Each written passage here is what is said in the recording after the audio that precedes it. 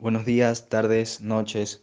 Somos estudiantes de la Universidad de Especialidades Espíritu Santo, Facultad de Medicina, carrera de Ciencias Médicas, cursando la asignatura de Biología Molecular y Genética a cargo de la doctora Iliana Rosado. En este video hablaremos del tema 8 del trabajo de patrones de segregación de enfermedades monogénicas, hiperplasia adrenal congénita. Integrantes: Génesis Molina, Andy Lalbay, Nayeli Heredia, Freddy Beltrán, mi persona, y Lady Orozco. El contenido a tratar en esta presentación es el siguiente: sinonimias, incidencia, genética, punto en el cual trataremos el tipo de herencia, defecto genético, localización cromosómica del gen, características estructurales del gen y tipos de mutaciones reportadas, relación entre las alteraciones del gen y el fenotipo afectado, otros aspectos, árbol genealógico y diagnóstico.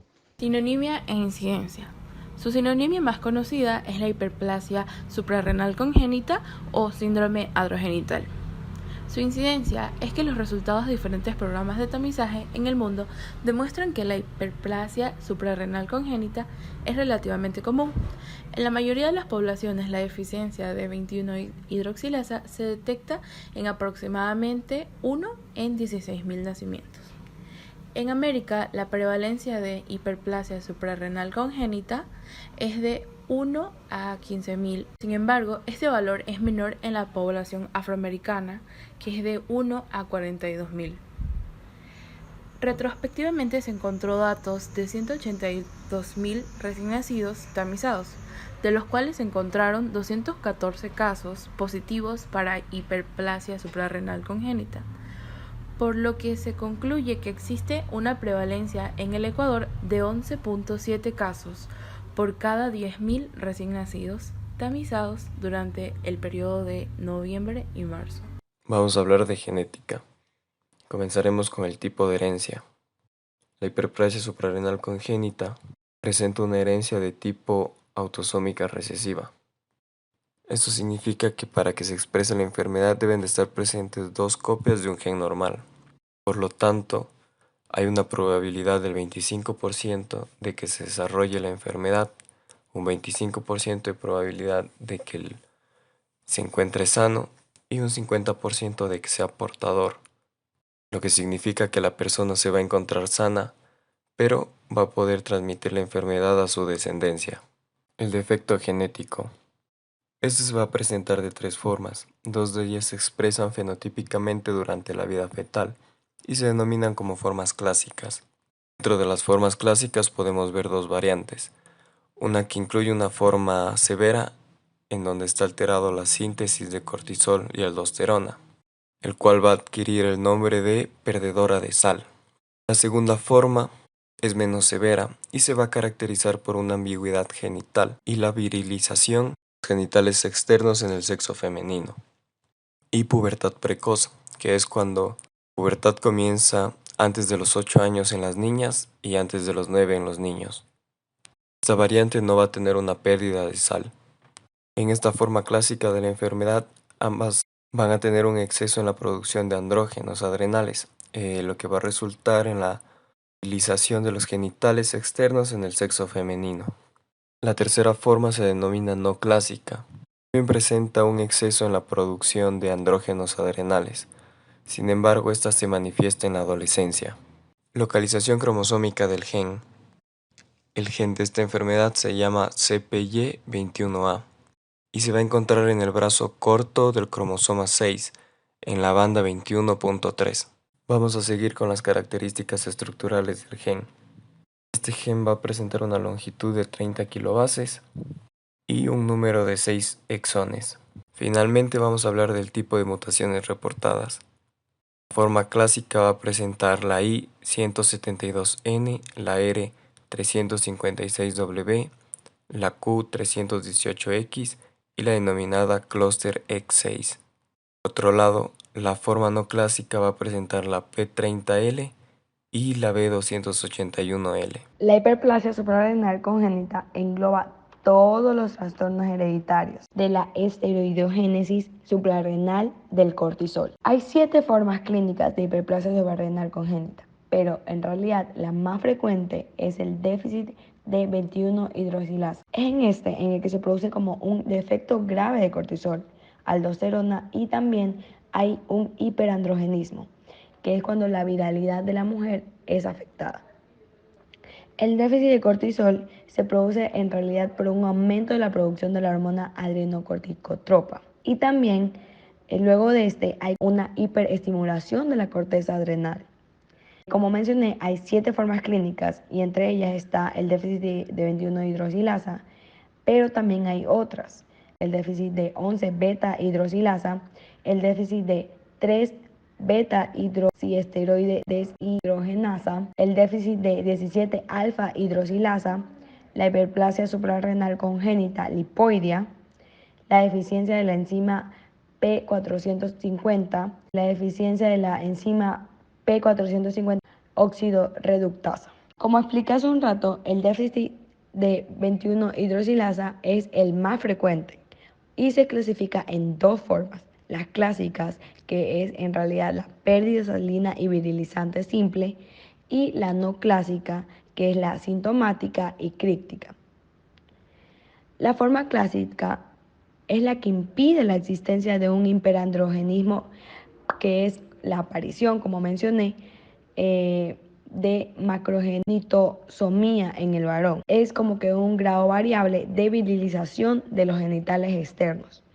En la mujer es el que puede determinar la asignación de un sexo incorrecto como varón. En la forma, en cambio, de pérdida salina, es la expresión más grave de la enfermedad. Es donde existe un déficit de importancia como el cortisol y la aldosterona, que es la que se manifiesta en ambos sexos como crisis de pérdida salina aguda, grave en la época neonatal. En la forma clásica virilizante simple hay un mínimo de actividad enzimática que determina la síntesis de aldosterona y de cortisol para que no estén alteradas en una mayor magnitud, por lo que se mantiene la homeostasis del sodio y no presenta crisis de pérdida salina. Ahora, el déficit de 11-beta-hidroxilasa es la segunda forma más frecuente, claro está, y es el que supone el 3 a 5% de estas mismas. Es la que presenta una deficiencia de 11-desoxicortisol y 11-desoxicorticosterona en cortisol y corticosterona. Aquí se produce un déficit de cortisol y en realidad aumenta los niveles plasmáticos del 11-desoxicortisol y de 11-desoxicorticosterona. Ahora vamos a hablar sobre el déficit de 3-beta-hidroxiesteroide deshidrogenasa, que es una forma menos frecuente, es el que afecta la síntesis de todos los esteroides, por ejemplo, la corticoides, mineralocorticoides y de los andrógenos. Está al nivel suprarrenal como gonadal y en realidad es caracterizado por la deficiencia de la enzima 3-beta-hidroxiesteroide deshidrogenasa, como tal indica el nombre. El 4 es el déficit de 17-alfa-hidroxilasa, la enzima P450-C17, la que se expresa tanto en la glándula suprarrenal como en la gónada y tiene una actividad en la 17-alfa-hidroxilasa y la 17-liasa, por ello cursa también con infantilismo sexual y se caracteriza por, en realidad, la ausencia del desarrollo puberal.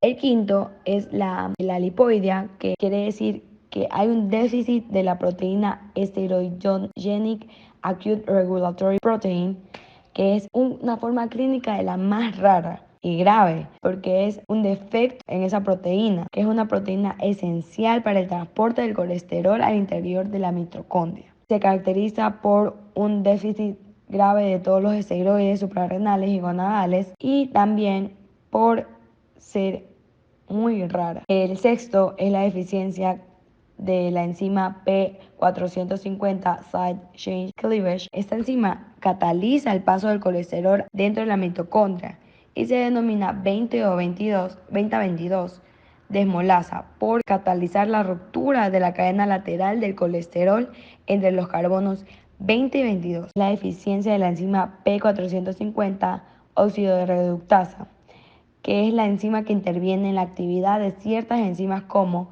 P454, C21, B454, C17 y la aromatasa, por lo que su deficiencia parece una insuficiencia de cortisol y esteroides.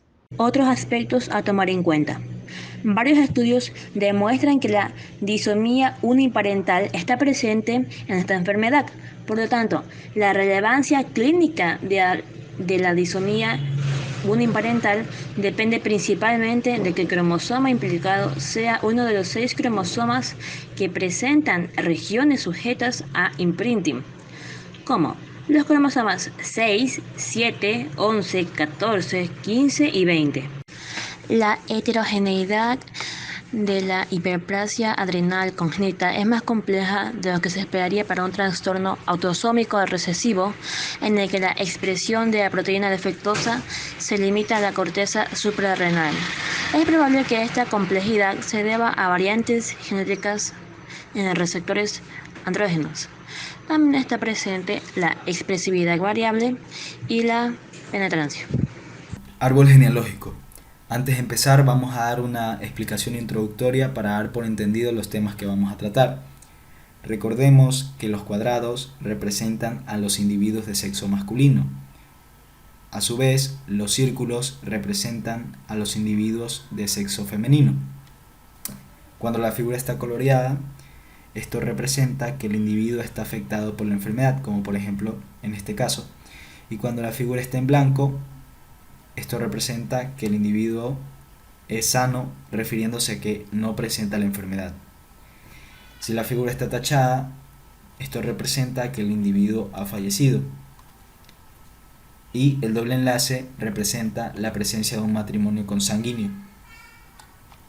No olvidemos que esta enfermedad es de herencia autosómica recesiva. Como es autosómica, no depende del sexo, por lo que se expresa y se transmite en ambos sexos por igual. Y como es recesiva, solo se expresa en sujetos de genotipo homocigoto recesivo, lo que quiere decir que esta requiere del alelo mutado, que lo presentamos por aquí, requiere del alelo mutado en doble dosis para expresar la enfermedad. En el caso de los heterocigotos, estos serán portadores, como ya hemos explicado antes en esta presentación, aunque no presentan la patología, presentan el alelo mutado y podrán transmitir la enfermedad a su descendencia. A su vez, que la hiperplasia adrenal congénita sea de herencia autosómica recesiva quiere decir que no se segrega en cada una de las generaciones. Aquí podemos ver el árbol genealógico o diagrama de Peregrine de un caso de hiperplasia adrenal congénita en la descendencia de un matrimonio consanguíneo, donde tenemos 4 generaciones. Esta sería la generación 1, esta sería la generación 2, esta sería la generación 3 y esta sería la generación 4. Como podemos ver, en este caso se presentan 2 individuos afectados dentro de este árbol genealógico, que son los individuos 3.1 y 3.4.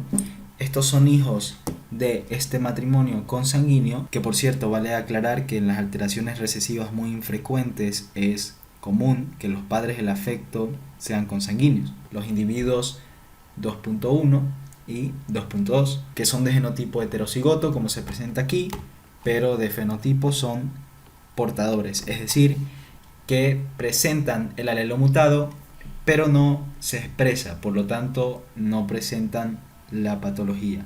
Y como los padres son portadores, poseen un riesgo del 25% de tener hijos normales y no portadores, un riesgo del 50% de tener hijos portadores pero no afectos, y un 25% de tener hijos afectos de hiperplasia adrenal congénita, que es el caso de los individuos 3.1 y 3.4, los cuales son de genotipo homocigoto recesivo y de fenotipo enfermos de hiperplasia adrenal congénita.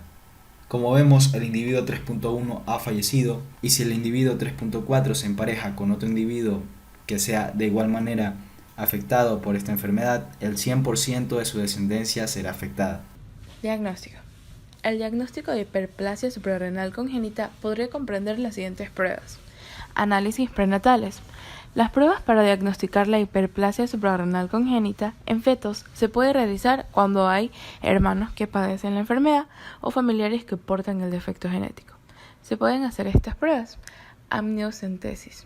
Este procedimiento emplea una aguja para extraer una muestra de líquido amniótico del útero y después se examinan las células, como lo podemos ver en la imagen.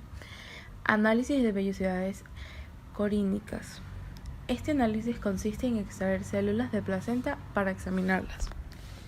En recién nacidos bebés y niños, se recomienda que se realicen pruebas de detección de deficiencia genética de 21-hidroxilasa a todos los recién nacidos durante los primeros días de vida. Esta prueba identifica la forma clásica de hiperplasia suprarrenal congénita, pero no identifica la forma no clásica. El diagnóstico en niños, adultos, jóvenes incluye lo siguiente: examen físico. Si en función del examen físico y los síntomas el médico sospecha que tiene hiperplasia suprarrenal congénita, se debe realizar un examen de sangre y de orina. Estos análisis pueden detectar niveles anormales de hormonas que producen las glándulas suprarrenales. Pruebas genéticas. En niños y adultos jóvenes pueden indicarse pruebas genéticas para diagnosticar la hiperplasia suprarrenal congénita. Análisis para poder determinar el sexo. En los bebés tienen una ambigüedad genital que pueden realizar pruebas para analizar los cromosomas e identificar el sexo genético. Asimismo, también pueden recurrir a la ecografía pélvica para poder identificar la presencia de estructuras de los genitales, porque en ciertas ocasiones los que se visualizan más son los genitales del hombre.